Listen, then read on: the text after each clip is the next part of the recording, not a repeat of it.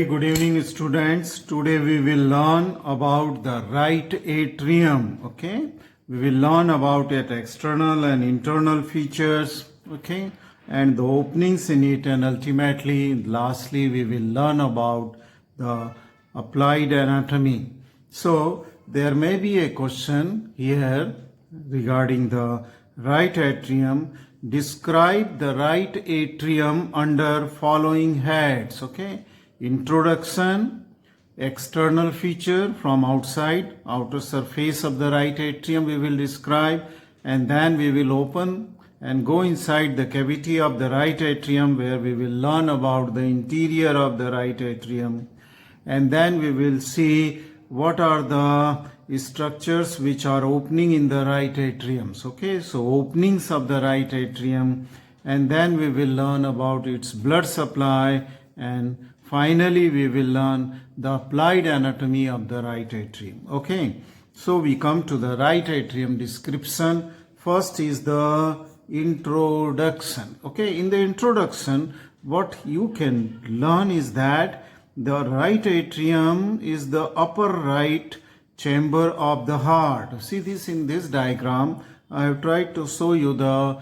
external or anterior view of the heart, and this, it is the right side of the right and upper chamber of the heart. This is the right atrium. Okay, so in short form I have written right atrium. Okay, now this right atrium receives the blood from all parts of the body. That means all the venous blood of the body will ultimately come and it will be collected into the right atrium. Okay, now this right atrium is located, okay, to the right of the right ventricle. This area is the right ventricle, so it is to the right side. This side is the right side and this side is the left side. So it is located onto the right side of the ventricle. That is the right ventricle, right to the right ventricle. Okay,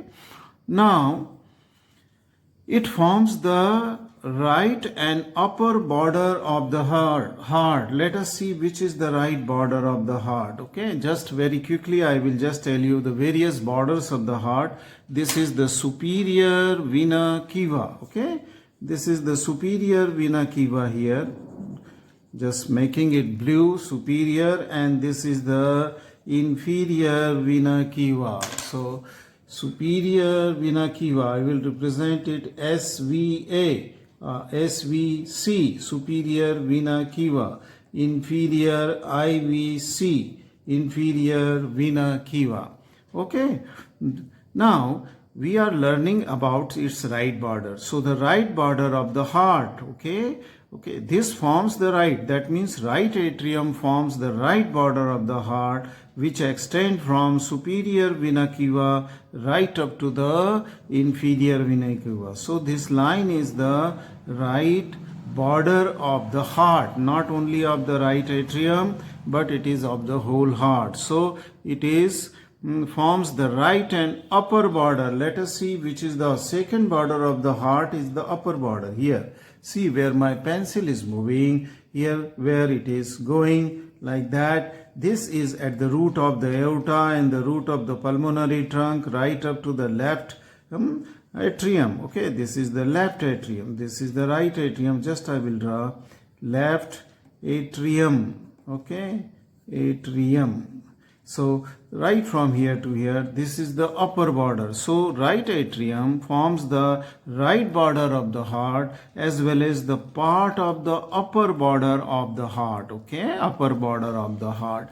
Now it forms also the part of the sternocostal surface of the heart. So this whole surface which you are seeing here, the whole surface here, okay, it is the sternocostal surface. This is the interventricular sulcus or groove between the right ventricle and this is the left ventricle. Okay, this is the left. So it is interventricular groove, and this will be the left border of the heart. So between right border of the heart and the left border of the heart, between the upper border and this is the lower border which it goes towards the diaphragm. So this will form the diaphragmatic surface. The under surface will be so this is the upper border, this is the lower border, this is the left border, and this area is the sternocostal surface, because it is facing to the costal cartilages, to the ribs, and to the sternum in midlines. Hence the whole surface is called as the sternocostal surface. So what we were saying about the right atrium is that it forms the sternocostal surface on the right side. Okay, part of the sternocostal surface is formed by the right atrium. And if we will turn this heart and when we see it from posterior view, you can see it from the posterior view like this. Okay, in the posterior view, this is the right atrium. Okay, this is the right atrium here. Okay, so this was the right border between the superior vena cava and between the inferior vena cava. This was the right border of the heart. Okay, just me. So this was the right border of the heart. Okay, and you can see here the faint ridge here indicate that this is the interatrial septum. Okay, deep to it. Okay, deep to it.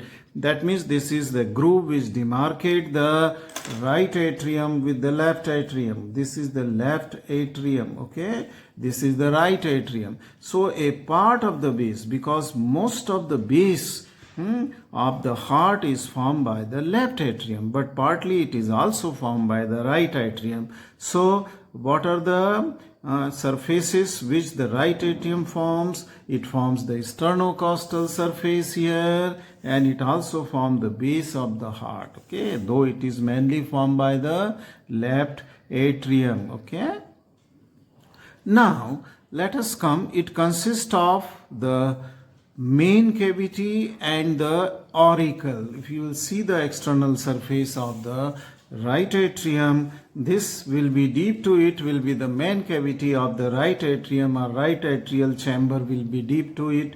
Okay, inside, but then appendages or auricular structures, it projects on its upper border, okay, of the right atrium, which is in just having the notches. It shows the notches. It is auricular like structure, hence it is called as the right auricle. It is called as the right auricle. So this appendages like structure is called as right auricle. I will just write here right auricle, and this is the main atrium. Okay, so this is atrium and this is the auricle. Okay, these are the two parts externally of the right atrium. This completes the introduction of the right atrium. Let us go to the its extension. Okay, now if you will see the extension, I have said already that it extends between superior vena cava and the inferior vena cava. Okay, superior and inferior vena cava. Now this beginning, or it is upper extent and lower extent of the right atrium will correspond with the right third costal cartilage, okay, to the right sixth costal cartilage. So it is right to the sternum, lateral margin of the sternum on right side. This point is close to the third costal cartilage, and the lower end of the right atrium is close to the sixth costal cartilage. Right. Come to the next point. Okay, after introduction, let us come to the external feature of the atrium. Okay, right atrium. So we are on the external feature. I hope that you have understood the introduction of the right atrium, its position, location, extent, okay, and its part, that is the atrium and the auricle. Okay, now come to the external feature. Now if you will see externally, okay, then you will see that it is an elongated structure. See this? Okay, from between superior and inferior vena cava, this is elongated and almost quadrilateral structure. Okay, it is elongated, and the quadrilateral structure between the superior and inferior vena cava. Keep on noting these points in your notebook. Okay, now this, as I said, that the right atrium has two parts, the main atrial cavity which will be inside, and we will open it, and then on the near the upper border it forms a appendages like a structure which is crumbled and having the notches, and this looks like an ear, so it is called as the auricle. So it is the auricle of the right atrium. It is called as the auricle of right atrium. Now if you will see this auricular part, it is only this much part, and this covers the the inferior superior vena cava here. The lower end of the superior vena cava is covered by auricle, the ascending aorta is covered by auricle, and then this is the pulmonary trunk, which will divide into the right and left pulmonary artery. This is also partly covered by that of the auricle. So these are the structure: superior vena cava, the ascending aorta, and that of the pulmonary trunk. They are covered by the auricle. They are covered by the auricle, right? Now there is a sulcus terminalis. Sulcus, a faint sulcus is seen here close to the right border, which extend from superior vena cava to that of the inferior vena cava. There is a sulcus is seen on the external surface. And this sulcus is called as sulcus terminalis. Sulcus terminalis. Now this is a shallow vertical groove, which will be seen very well with the naked eye, extending between the superior and inferior vena cava. And when we will go inside the cavity, this sulcus terminalis will correspond to a muscular ridge. That means it is formed on external surface because in the cavity there is a presence of a muscular ridge, and this muscular ridge which is present here in this at the level, I mean say deep to the sulcus terminalis, is called as the crista terminalis. That we will see in the internal structure. So but I am just telling because it corresponds to this level. Sulcus. Now the uppermost end of this sulcus terminalis, this is important, the upper end where it joins with the superior vena cava. See here this point, this point is important of the sulcus terminalis, because it contains SA node. What is a SA node? It is the sinoatrial node, which is considered as the pacemaker. That means the electrical impulses which are beginning here leads to the contraction of the heart. So this is a the node of the conducting system of the heart, which is responsible for the rhythmic beating of the heart. So there is the presence of the SA node. So that's the reason why the sulcus terminalis is an important structure. So this completes the external feature of the right atrium, and we have already seen that it forms the sternocostal surface anteriorly and posteriorly. We have seen that it forms the base of the heart. It also forms along with the left atrium. On the posterior or the basal surface. Let us come to the third point, and this third point is the interior of the right atrium. The interior of the right atrium, just to see inside the cavity of the right atrium, you will have to give in dissection hall a cut, and this cut should pass like this. First give a cut onto the upper border of the auricle, and then give a cut just lateral to that of the this means atrioventricular sulcus. This is the right atrioventricular sulcus. This line which I have drawn. Why it is called as right atrioventricular sulcus? Because above and to the right lies the right atrium, below and to the left lies the lies the right ventricle. So it is a groove between the right atrium and the right ventricle. Hence it is called as atrioventricular sulcus or the groove. Okay. So then giving a cut at the upper margin of auricle, just give a cut just lateral to that of the sulcus, atrioventricular sulcus, till you reach right up to the inferior vena cava. Okay, opening of the, and then this just reflect this flap towards the right side. Okay, reflect this flap towards the right side. Once you will do this, that is the reflection of the flap towards the right side, then we are inside the right atrium. Remove the blood clots which may be present in the cavity of the right atrium, clean it with the cotton, okay, cotton and water, and then see the internal structure of the right atrium. Okay, once you will remove this or cut this structure like that, this flap will be going towards the right side. This is the right side. So this flap of the cuttage from auricle to that of the groove, that is the atrioventricular groove, and then this lower border here right up to this border, and then you can reflect it to the right side. So now this is that reflected flap. Okay, reflect, and this is inside of the cavity. Whole triangular area is nothing but the inside of the cavity. Okay, so this is the cavity of the right atrium. Okay, cavity, just to get orientation. This was superior vena cava, which will open here, inferior vena cava, which is now opening here. So this is superior and inferior vena cava now seems to be opening inside the cavity of the right atrium. Okay, let us see the cavity of the right atrium. Okay, after this external feature. Now this cavity is divided into two parts.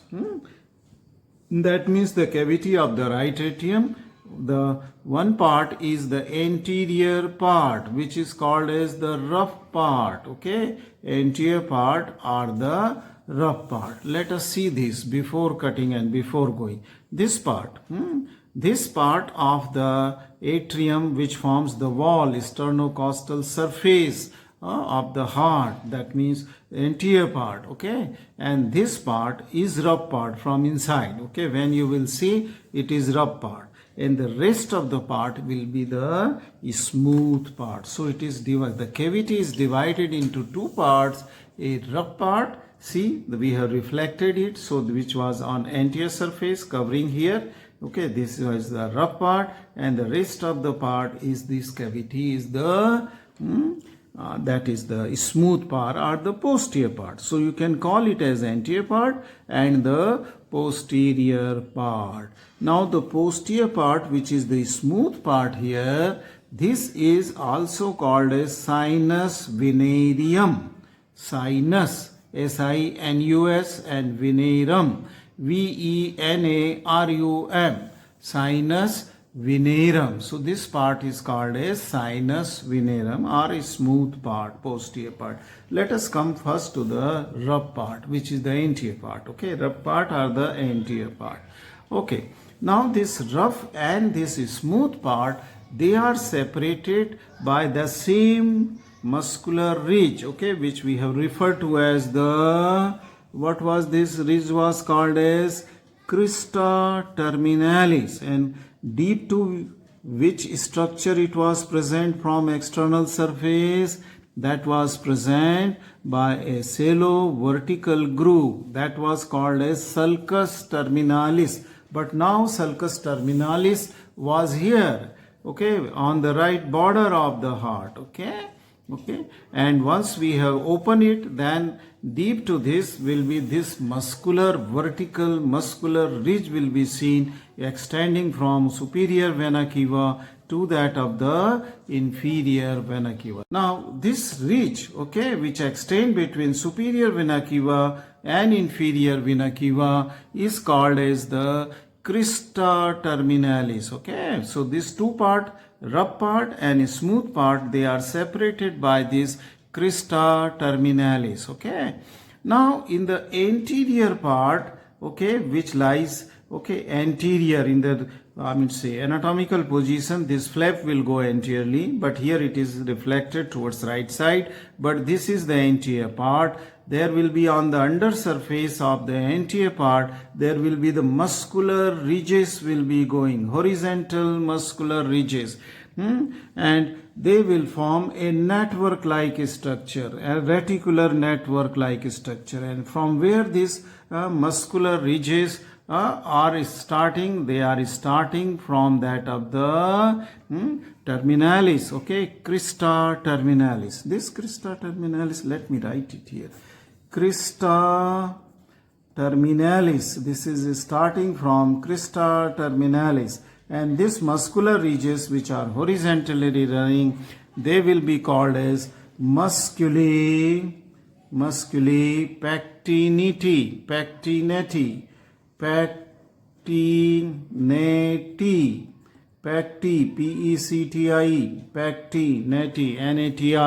This will be called as muscular pectinati, and this resemble to the teeth of the comb, okay, coming from crista terminalis, okay, crista terminalis. So this anterior part, that's why it is called as the rough. And soon this posterior part is absolutely smooth. There is no muscular ridges, okay, only. So this anterior part is actually primitive right atrium or the chamber of the heart, while this smooth part is a absorption of the sinus venosus. In embryologically, if you have learned, there is a sinus venosus where all the veins they come and open, that gets absorbed within the right atrium, and that's why this forms the sinus venosus, hence called as sinus venerum. That's why this part is, a smooth part is called as sometimes sinus venerum, because this is derived from sinus venosus. Now let us come to this. After musculi pectinati and crista terminalis, which forms the rough part, let us come to the posterior smooth part or sinum venerum part. Now this contains opening of the veins. Many veins will open, okay, all the veins will open in the smooth part, okay. Now the, say for example, superior vena cava, inferior vena cava, this is the coronary sinus, and then small veins, they all open in the smooth part, okay. They pour the blood from the whole of the body, and from the heart itself comes to the right atrium cavity, okay, right atrial chamber, okay, right atrial chamber. Now the central part of this, the central part of the smooth area or the posterior part of the right atrium, the central part, this is called as the septal part. This region is the septal wall of the right atrium. What do you mean by the septal wall of the right atrium? That is, it is the interatrial septum. It forms the septal region forms the interatrial septum. That is the septum or the wall which just demarcate the two chambers, right atrium from that of the left. So this septa is present between the chambers of the right atrium and that of the left atrium. So this is the septal wall of the atrium. And this septal wall of the atrium shows two important structure, that the central part of the posterior part, central region of the posterior part, which is the septal wall. It shows the two important structure. One is that there is a saucer shaped depression will be seen. When you will open the cavity and will try to see it after cleaning, then you will see that there is a almost oval opening, depression is seen, okay. This depression is seen, very well seen, and this is called as fossa ovalis. This is called as fossa because it is oval in shape, this, and it is the depression has called as fossa ovalis. And in embryological stage, okay, this was the septum was an open septum between right and the left atrium, and the blood was going from the right atrium to the left atrium through this a space, slit like a space present between the septum primum and septum secundum.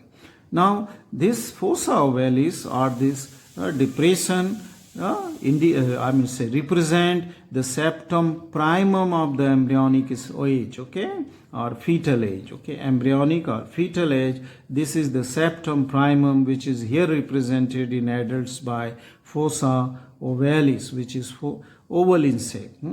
Then this fossa ovalis becomes also a depression and well marked because there is a ridge present here onto its upper margin and onto its lateral margin. This ridge is present here, crescentric ridge is present, and this crescentric ridge, okay, is called as annulus fossa ovalis or limbus fossa ovalis. So this is the limbus fossa ovalis or annulus fossa ovalis. Okay, this is limbus fossa ovalis or annulus fossa ovalis is here, and this is the this is called as the fossa ovalis itself, fossa ovalis, and its margin is the limbus or annulus fossa ovalis, which represent this margin represent the embryonic or fetal age. This was the septum secundum. This was septum secundum. So primum and secundum, septa secundum, they have fused with each other. Soon they fuses with each other soon after the birth, so that no blood now goes from right atrium to the left atrium. Okay, and why it was going to the left atrium? Because it was bypassing the lungs, because otherwise from the right side of the heart it should go to the lung as it goes in adult. But since lungs are not functional in fetus, so it was directly bypassing to the left atrium. Okay, left atrium. Right.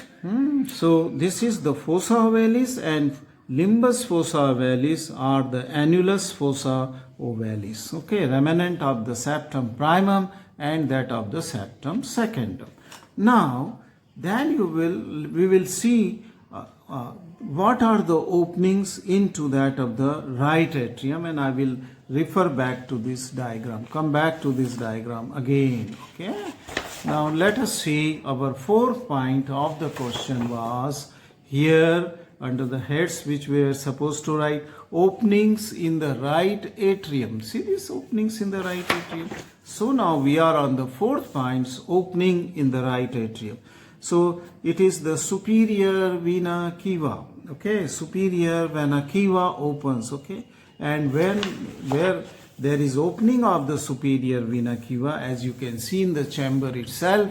Okay, there is no wall. The blood directly comes from superior vena cava to the right atrium. Okay, without any obstructions or presence of the wall. Why it is so?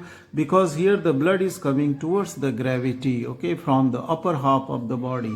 That means from the head and neck, from the upper limbs. Okay, the blood is coming, so it don't need any valve here. Okay, it directly comes to that of the right atrium. So this is the opening. So it is not guarded. The opening is not guarded by any wall, as it will be the case if the inferior vena cava. So second opening is that of the inferior vena cava, and this is guarded by a weak or rudimentary wall, which is called as the valve of the inferior vena cava.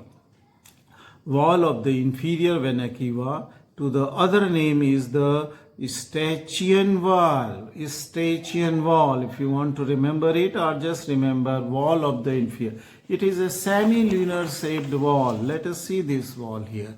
This is the inferior vena cava, and this is that semi-lunar wall is there, which prevents the backflow of the blood which has already come into the right atrium. This wall stops, so it cannot go back into the inferior, because here the blood is coming in the anti-gravity direction to the right atrium. Hence the valve is needed.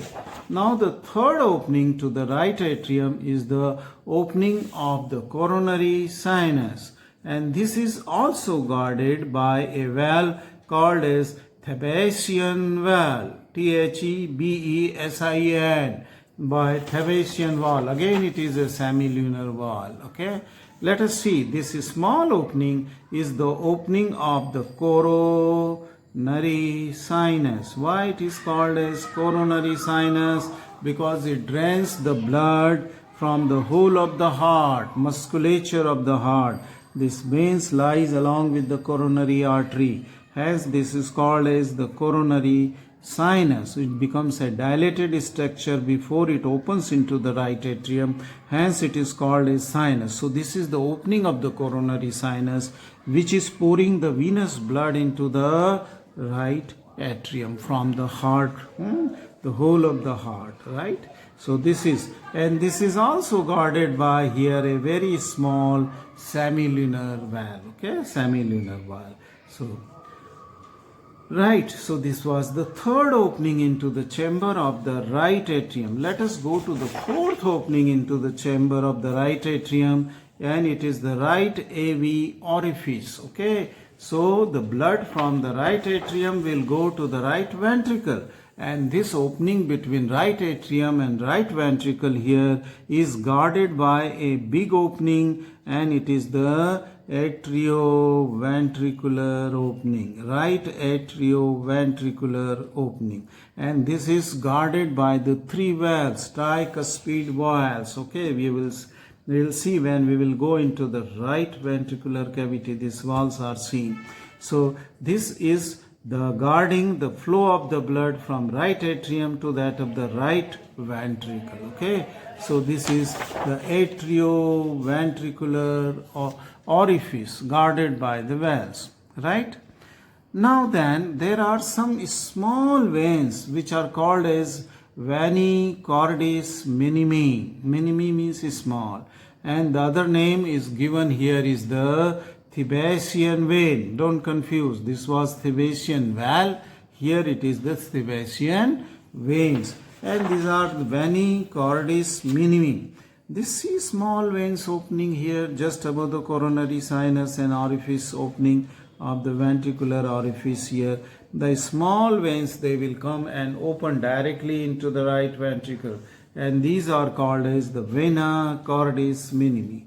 Veni cordis minimi. Okay, small veins, they open directly without any valve, and from where they are bringing the blood? They are bringing the blood from the musculature of the heart, okay, from the heart. Lastly, the fifth point of the question or head was the blood supply, not last, okay, but one that I have forgot to mention here, but let us see here. This I will make it sixth point, and here we take the fifth point, and it is the blood supply. Now the blood supply of the right atrium, okay, the right atrial wall is supplied by the coronary artery. And which coronary artery? It is the right coronary artery, which is running in the right atrioventricular sulcus or groove. The right atrioventricular sulcus will have the right coronary artery, okay, and this will send the branches to supply the right atrium. So right atrium, including the sinoatrial node, okay, they are supplied by the right coronary artery. Just note down, right coronary artery.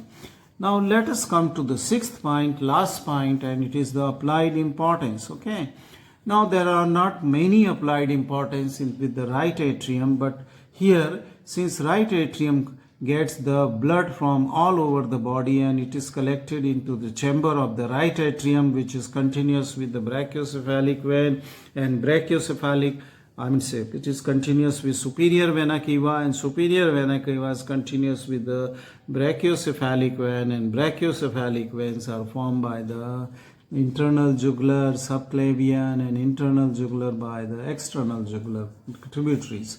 So the venous pressure of the right atrium can also be judged by the pressure within the external jugular vein, because it is the tributary of the superior vena cava. Okay, so the venous pressure is reflected into the external. And why we choose the external jugular? Because it is superficial in the neck. Okay, so we can measure the blood pressure within the external jugular vein, and that will reflect the blood pressure which is present within the chamber of the right atrium. Okay. Now the right auricle.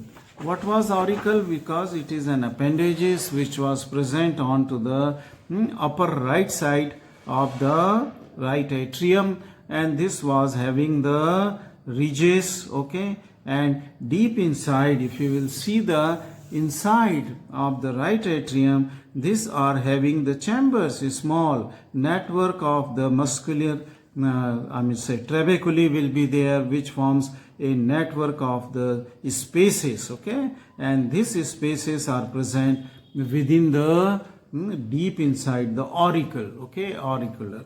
Now these auricular strands, muscular strands, which forms the network of the spaces, spongy in nature. Okay, is harmful for the blood flow, because this venous blood may go, it goes and gets collected in this network of the spaces, spongy spaces, and during the atrial fibrillation, which is the arrhythmia, or means where the atrium is not contracting rhythmically but arrhythmically. When it is contracting, it gives enough time, okay, for this blood which is present in this, okay, spongy network of the atrium, okay, to get clotted. Okay, the blood, when it will not be in flow, it will be resting blood for some time, it will get clotted. So the thrombus will form. Okay, blood clot. Okay, this will form the